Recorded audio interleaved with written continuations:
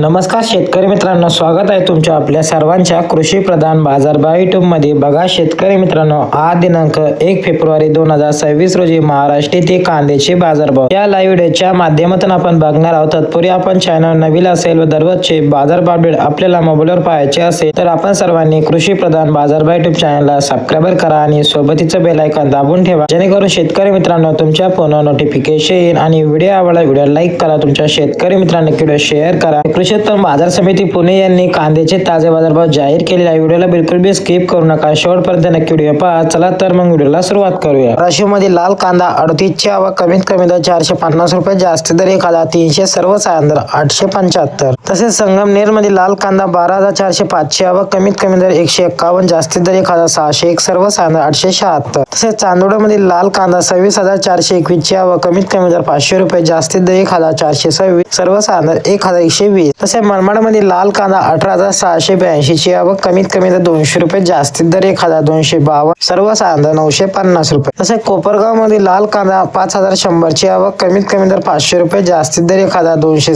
सर्वसाधारण दर 1075। तसेच कोपरगाव मध्ये लाल कांदा 5728 ची आवक, कमीत कमी दर 500 रुपये, जास्त दर 1200, सर्वसाधारण दर 1000।